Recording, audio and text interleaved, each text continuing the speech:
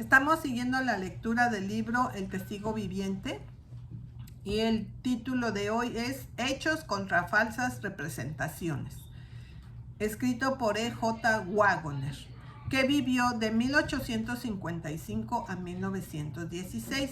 Fue el hijo del pastor J.H. Waggoner y lo siguió como editor de Señales de los Tiempos en 1886. Editó La Verdad Presente desde 1892 hasta 1902.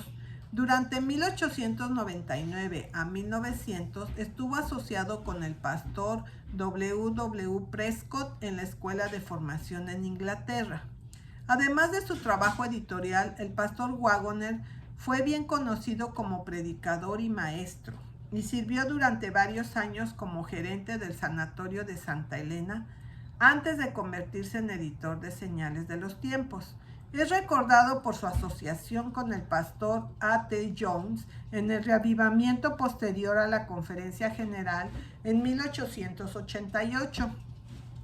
El artículo que representa la escritura del pastor Waggoner es un buen ejemplo del estilo argumentativo de su tiempo, un estilo que persiste hasta el día de hoy en algunas publicaciones teológicas, pero ya no se usa en la escritura popular. Señales de los Tiempos, 8 de febrero de 1883. Editor, Señales de los Tiempos. Querido hermano, tengo ante mí el número de diciembre del Richmond Star, un artículo publicado mensualmente en Richmond, Indiana, por Milton Wright, un predicador y creo obispo de la Iglesia de los Hermanos Unidos en Cristo. El lema del papel es primero puro, luego pacífico.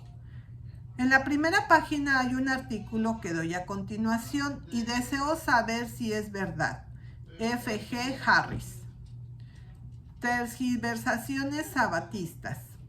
Quizás casi ninguna clase de profesos cristianos den falsas citas con autoridad como los adventistas del séptimo día. Han afirmado ampliamente que el Dr. Mosheim afirma en su célebre Historia de la Iglesia que fue por un decreto del emperador Constantino en el siglo IV que el día cristiano de adoración fue cambiado del séptimo día de la semana al primer día de la semana. Algunas citas de la Historia de la Iglesia del Dr. Mosheim muestran que él testifica todo lo contrario de lo que está representado por estos sabatistas, como lo están haciendo. En la Historia del primer siglo de la Iglesia, capítulo 4, sección 4, el Dr. Mosheim dice: todos los cristianos estaban unánimes en guardar el primer día de la semana en el que el Salvador triunfante se levantó de los muertos para la solemne celebración del culto público. Esta costumbre piadosa, que se deriva del ejemplo de la Iglesia en Jerusalén, fue fundada en el nombramiento expreso de los apóstoles que consagraron ese día al mismo propósito sagrado, y fue observado universalmente a través de las iglesias cristianas, como se desprende del testimonio unido de los escritores más creíbles. El séptimo día de la semana fue también observado como una fiesta, no por los cristianos en general, sino solo por las iglesias que estaban compuestas por judíos conversos. Ni los otros cristianos censuraron esta costumbre como criminal o ilegal. El Dr. Mosheim, en su Historia del siglo II, capítulo 4, sección 8, dice: los primeros cristianos se reunieron con el propósito de adoración divina en casas privadas, en cuevas y en bóvedas donde los muertos eran enterrados. Sus reuniones eran en el primer día de la semana y en algunos lugares se reunían en el séptimo día, que era celebrado por los judíos. Muchos también observaban el cuarto día de la semana en el que Cristo fue traicionado y el sexto, que fue el día de su crucifixión. Ahora, después de los testimonios más explícitos anteriormente sobre la observancia universal del primer día de la semana para el culto cristiano durante los siglos I y II, el Dr. Mosheim, en su Historia del siglo IV, usa el lenguaje que ha sido tan tergiversado por adventistas del séptimo día. Dice en su Historia del siglo IV, capítulo 4, sección 5, el primer día de la semana, que era el ordinario y el tiempo indicado para las asambleas públicas de cristianos, estaba en consecuencia de una ley peculiar promulgada por Constantino, observado con mayor solemnidad que antes. ¿Cuán diferentes son estos testimonios del erudito y juicioso Dr. Mosheim de los declarados por los adventistas del séptimo día para engañar a los analfabetas y los ignorantes? Es una injusticia pervertir el testimonio de un sabio historiador en todo lo contrario de lo que se ha testificado. Parece ser el trabajo de los que aman y hacen una mentira. Editor Richmond Star. A la pregunta del hermano respondemos que el artículo es a la vez verdadero y falso, principalmente falso. Los adventistas del séptimo día no afirman que el Dr. Mosheim consta en su Historia de la Iglesia o en cualquier lugar que el sábado fue cambiado por el decreto de Constantino. No se puede encontrar tal reclamo en ninguno de nuestros escritos. Se notará que el autor del artículo no intenta fundamentar su acusación, mostrando exactamente dónde pueden encontrarse las citas falsas. Es muy fácil hacer cargos de manera general, pero una acusación, a fin de que sea válida, debe estar respaldada por una prueba, pero de esto no tiene ninguno y por lo tanto es culpable de lo que nos acusa, tergiversación. Ahora, en cuanto a la verdad de las citas, si el hermano quiere tomarse las molestias, se encontrará todas en la Historia del sábado y el primer día de la semana, por el pastor J.N. Andrews, a la venta en esta oficina.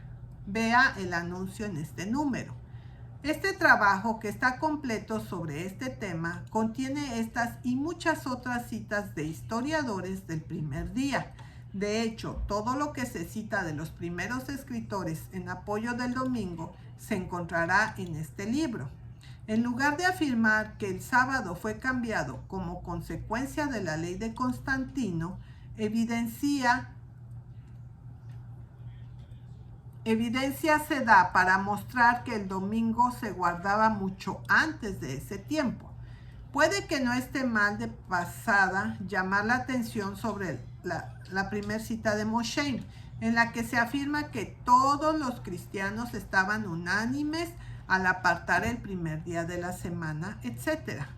Este pasaje está tomado de la traducción de MacLean de la Historia de Mosheim y siempre es citado por escritores del primer día, porque concuerda muy de cerca con lo que ellos desean demostrar como verdad. Ahora bien, el Dr. MacLean no pretendía dar una traducción estrictamente precisa de Mosheim.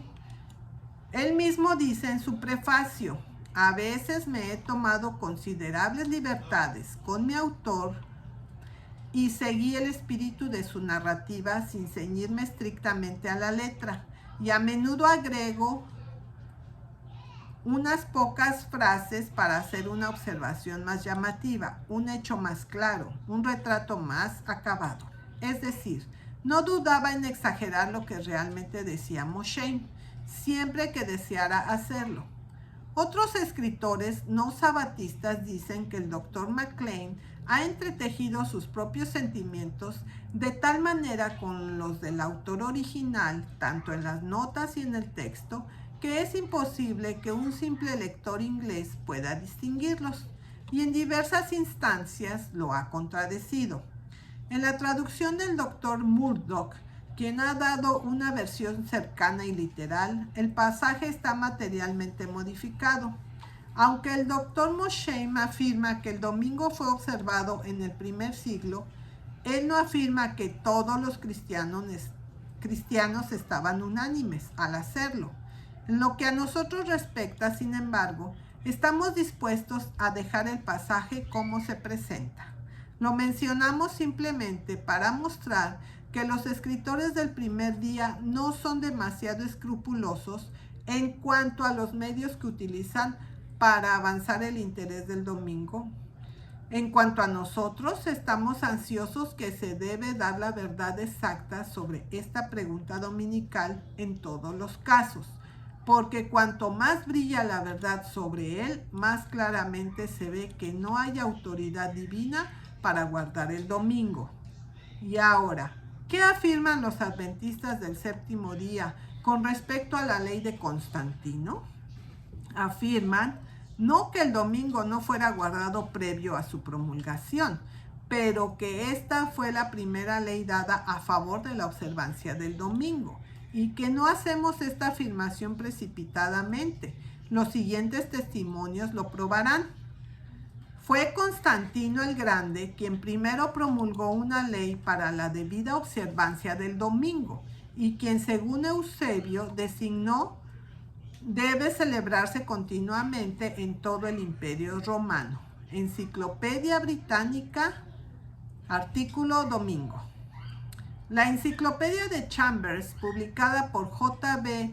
Lippincott y compañía, bajo el título Sábado, dice: pero cualquiera que haya sido la opinión y práctica de estos primeros cristianos con respecto a la cesación del trabajo en domingo, sin duda la primera ley, ya sea eclesiástica o civil, por la cual se conoce haber sido ordenada la observancia sabática de ese día, es el edicto de Constantino, año 321 después de Cristo.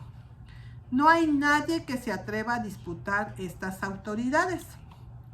No hay nadie que pueda encontrar una ley para la observancia del domingo antes de este edicto de Constantino. De estos autores aprendemos que si bien muchos cristianos guardaban el domingo antes del tiempo de Constantino, lo hicieron voluntariamente y no a cuenta de cualquier ley que se hubiera dado. De la Enciclopedia de Chambers, del artículo sábado, citamos nuevamente como sigue. ¿En qué fecha comenzó el domingo o el primer día de la semana a ser utilizado generalmente por los cristianos como un tiempo establecido para las reuniones religiosas?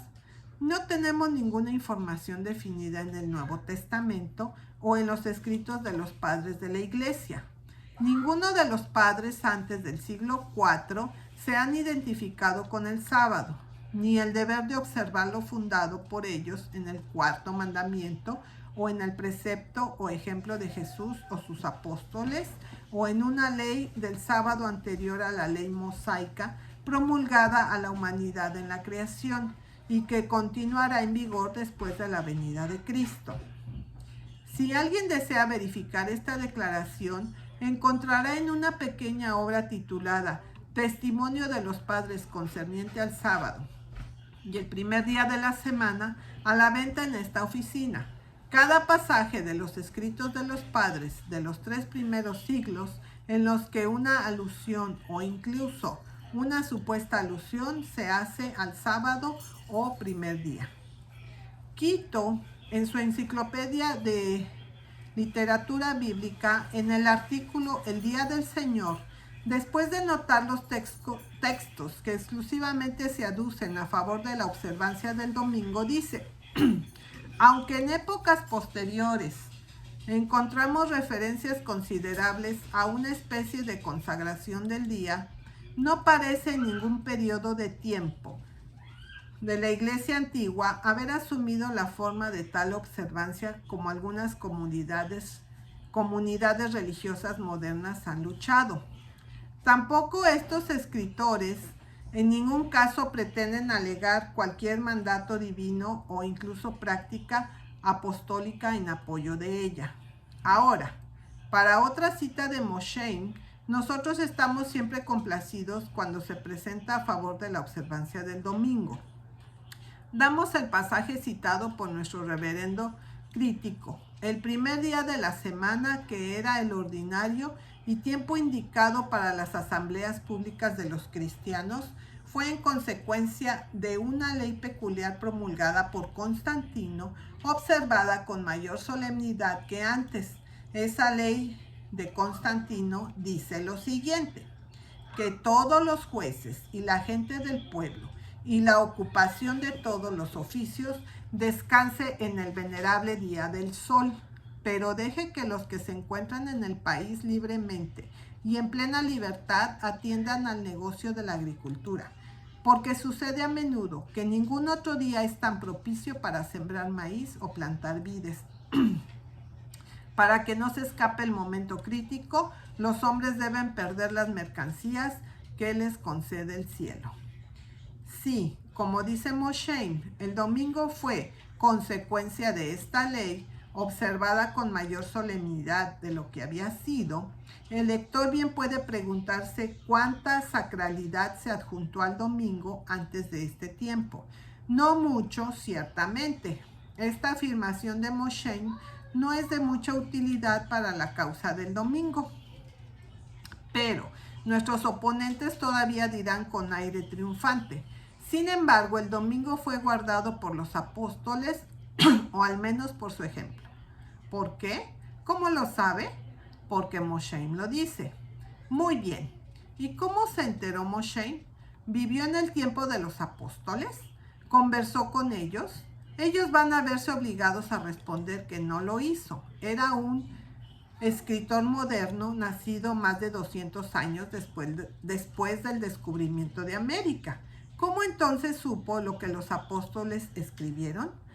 Tenía el Nuevo Testamento, donde sus escritos están contenidos, pero tenemos lo mismo, y también nuestro primer día, amigos.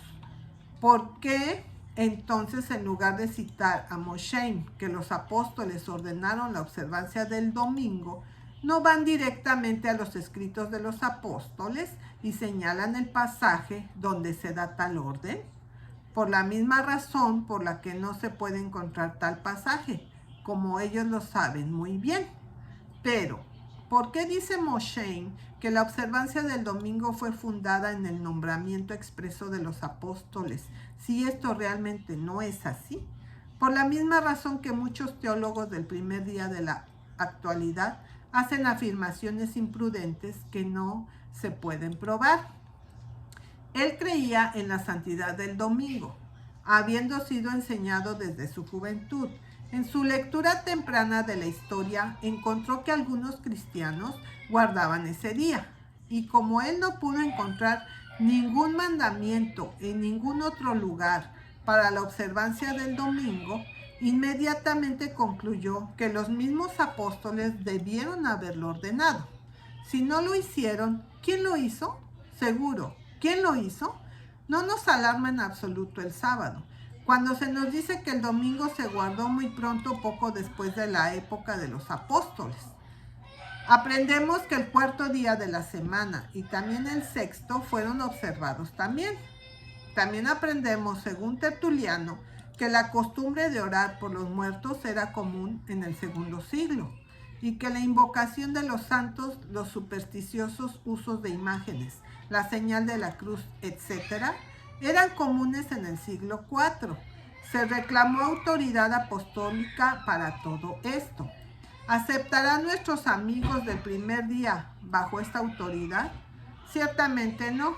¿Y por qué no? Porque le dirán a usted: estas cosas están prohibidas en la Biblia. Y no encontramos nada en los escritos de los apóstoles que lo aprueben. Exactamente. Y así decimos del domingo.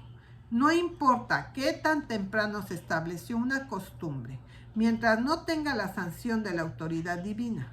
Encontramos que prevalecía una práctica abominable, en 1 Corintios 5:1, entre ciertos cristianos, aun cuando los apóstoles estaban aún vivos.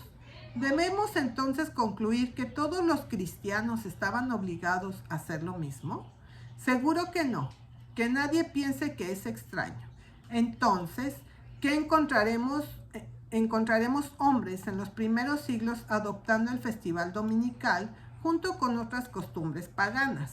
El pecado siempre ha existido, incluso dentro de la profesa Iglesia de Dios, y continuará existiendo hasta que Él venga, cuyo tenedor de aventar está en su mano, para limpiar su trilla y recoger el trigo en su granero y quemar la paja con fuego insaciable.